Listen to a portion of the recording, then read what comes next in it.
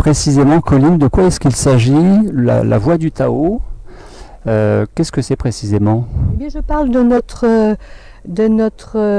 énergie de vie, de notre libido de vie, qui est notre énergie sexuelle. C'est quelque chose qui est assez troublant, mais qui a bien été décrit par William Reich, et qui fait que nous sommes sexuels dès la naissance, mais ça se perturbe très vite. J'explique tout ça comment.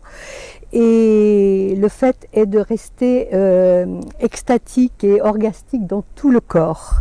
Et ça, c'est absolument magique, et c'est beaucoup de bonheur, et c'est beaucoup de joie de vivre. Et en fait, on part vers des schémas de sexualité, on prend l'habitude de s'amuser avec le sexe, qui n'est pas un mal en soi, mais qui ne peut pas vraiment permettre à grandir et à se dépasser. Et l'idée de se dépasser et d'aller dans l'extase fait qu'on n'a plus envie de faire l'amour tout simplement comme on le faisait peut-être. Ouais. Et donc ça passe concrètement par quoi? Parce que qui dit sexualité dit relaxation, énergie, massage. Quelle est ton approche spécifique? Ok. Alors effectivement, c'est un massage. C'est un massage qui fait circuler l'énergie sur des méridiens yin et sur des méridiens yang, et qui fait que ça nous fait monter, ça nous fait gonfler les petites cellules du corps, de sorte qu'elles ressentent mieux là où justement elles s'étaient un petit peu éteintes, un petit peu plouf plouf. Donc on leur redonne de l'énergie, et ça recircule après tout seul dans le corps, et ça c'est vraiment autre chose, quoi. Ça, voilà. Est-ce qu'on peut dire que le Tao c'est du Tantra, ou est-ce que ce sont deux choses différentes? Parce que beaucoup se posent la question, si tu pouvais nous éclairer. Moi j'estime que le Tao est un petit peu différent du Tantra par le fait que le Tao amène à cette énergie de vie le Tantra aussi. Mais j'ai vu beaucoup de Tantra où on s'amuse avec l'autre, où on s'excite, où on raconte nos fantasmes. Et ça n'a rien à voir avec le Tao.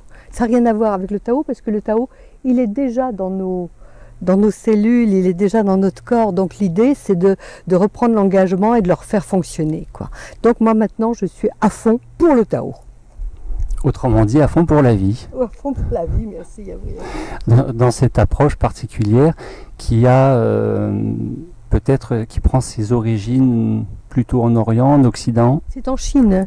C'est en Chine. C'est la différence avec le Tantra, effectivement, qui est plutôt indien. Mais bon, on appelle quand même nos dieux et nos déesses Shakti et Shiva, parce que c'est plus facile que de dire mon Dieu quand je m'adresse à mon chéri, ou ma déesse quand il s'adresse à moi. Ça peut, remarquer.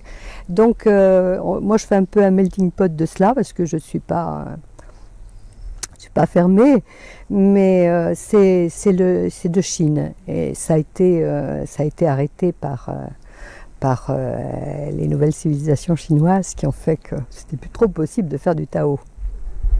Une question me vient à l'esprit, quels seraient les bénéfices, les avantages à cette pratique de stimuler, relancer, entretenir l'énergie de vie dans cette approche du Tao? C'est évident pour moi, c'est plus de vie, plus de joie, plus de vie, plus de joie, plus de bonheur, et plus même d'intelligence, avec cette intelligence plus spirituelle qui fait qu'on capte mieux des choses comme on peut capter dans ton jeûne pranique.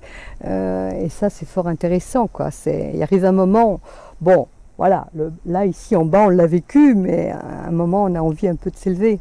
Le cœur, on l'a quelquefois ouvert avec l'amour et avec nos enfants, mais ensuite, on a encore envie d'aller plus... Enfin, j'ai eu envie d'aller un petit peu plus haut aussi. Ouais. Est-ce que ce serait finalement le massage Tao comme une espèce de reliance avec soi-même dans ses différents étages? Dans un premier temps, entre la tête qui pense parfois de trop, le corps qui est un petit peu laissé de côté en termes d'écoute insuffisante, et dans un deuxième temps, une reliance avec le tout, la vie, l'univers, enfin cet univers de l'énergie, c'est ça? Tout à fait, puis d'autant qu'on donne une part belle au corps, parce que nous vivons sur Terre, donc il faut jouir de ce corps, il faut que la vie vienne de ce corps aussi. Et en fait, c'est notre meilleur véhicule et c'est notre meilleur moyen d'être heureux aussi, c'est que de le réjouir, ça dit tout. Hein, et de pouvoir partir en extase dès que on se touche dans le couple, etc., sans vraiment aller dans l'émotionnel et dans le sexe très excité, et d'aller plus loin que ça, d'aller vers l'extase. Par rapport à ce que tu viens de dénoncer, je retiens la notion de sexe très excité. Me vient à l'esprit cette interrogation entre, finalement tu viens de prononcer le mot extase, et ce que beaucoup de personnes parmi nous connaissent de l'orgasme. Est-ce qu'il y a une différence entre orgasme et extase? Je vais vous expliquer, c'est simple. Il y a des orgasmes qui sont très locaux, très génitaux, hein, et quand ça part vers l'extérieur, par l'éjaculation ou par l'extérieur de toutes les façons, même pour les femmes au niveau clitoris, eh bien, quand c'est fini plouf plouf. Hein, c'est fini. Entre guillemets, ça retombe. Voilà, ça retombe, et dans tous les sens du terme. Et il n'y a plus qu'à recommencer. Alors que quand ça monte, c'est vraiment, ça traverse l'utérus de la femme et ça monte aussi le long de la colonne vertébrale. J'évite de parler de Kundalini parce que ça se fait ou ça se fait pas, mais ça se fait. Mais il ne faut pas vouloir le faire exprès. On en parlait bien cette semaine et c'est vrai qu'il ne faut pas vouloir le faire exprès. Mais quand ça monte, vraiment, ça bam, bam, bam, bam, ça dépasse tout.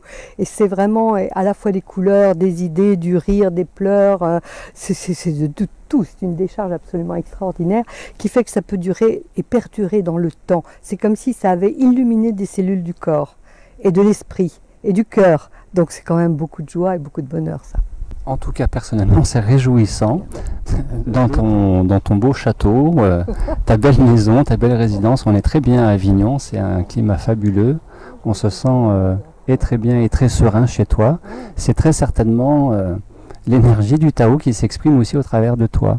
C'est ça, parce que le Tao, dans le fond, c'est tout. Hein. C'est la vie, c'est la terre, c'est nos corps, nos cellules, c'est tout. Oui. Tu as fait une expérience, tu as vécu une expérience intéressante cette semaine au travers de l'engagement, si tu souhaites en parler un petit peu. Tout à fait, parce que en vivant ce jeûne pranique, vraiment en déglutissant, en se nourrissant du prana qui est dans l'atmosphère, on peut tenir, enfin j'ai pu tenir plus longtemps que je le pensais. Et mon engagement pour moi, c'est de réitérer cette façon de rester saine avec mon corps et d'avoir au moins un repas sauté par semaine ou une journée. Une journée pour remettre mon foie, tout un petit peu propre, tranquille. Oui, j'ai vraiment très envie de ça. Donc, autrement dit, tu as fait l'expérience d'un petit 4 jours de pause alimentaire pranique, et non pas de jeûne, parce que le jeûne c'est encore différent, oui. Mais une pause alimentaire pendant laquelle nous avons pratiqué X approches pour nous nourrir directement des énergies de vie, chose qui finalement rejoint, à mon avis, à mon sens, complètement ce que tu fais dans ta spécificité de massage, puisque c'est toujours mobiliser l'énergie et la faire circuler. Tout à fait, c'est ça. Et bon, c'est un effort un petit peu au départ, mais je vois les gens autour de moi qui ont tenu merveilleusement 4 jours. Et ça, j'ai trouvé que tu étais fort avec toutes ces méditations. C'est vraiment complet, les gens ne s'ennuient pas. On a du temps aussi pour se reposer parce que c'est vrai qu'il est nécessaire de se reposer. Hein. On n'a pas la même vitalité, quoiqu'elle revient après, apparemment, j'ai vu ça aussi. Mais toutes ces belles méditations, ces beaux travails, ces belles vidéos que tu nous as fait voir, c'était vraiment très chouette. Et merci. Je recommande de faire ce travail avec toi parce que je pense que vraiment tu le fais très très très bien. Je suis très contente. En tout cas, merci à toi. Moi, je dirais personnellement, entre ces 2 livres, hein, finalement, Le feu sacré de l'énergie sexuelle et De la nourriture pranique à la plénitude du vide, il y a l'idée d'un soleil à faire briller, à faire rayonner le plus possible, et avec soi-même et en résonance avec l'astre roi, hein, Ra, oui, le Ra égyptien. C'est un livre magnifique, je suis contente de l'avoir acquis. J'ai déjà commencé à le lire. Apparemment, tu donnes beaucoup d'informations, beaucoup d'exemples, beaucoup de témoignages aussi. Alors, c'est surtout mon expérience personnelle de 3 ans que je relate dans ces quelques pages, dans ce livre, étayé d'apports officiels, reconnus d'un point de vue psychologique, philosophique, et pourquoi pas religieux, sans que ce soit religieux, mais religieux au sens large, et surtout scientifique, médical, quantique, puisque la science s'intéresse de plus en plus à cet univers du champ unifié quantique d'un point de vue alimentaire, nutritionnel, qui fait que la grande idée autour de ce thème de nourriture pranique, c'est qu'il serait possible de ne pas manger, mais pour autant on ne peut pas ne pas se nourrir. Donc c'est bien une différence à faire. Et je reviens sur ton activité, ta spécificité de massage. Le massage est une forme de nourriture finalement. Oui, ah bah oui, ça nourrit toutes les cellules, ça nourrit le corps, c'est un langage, le massage.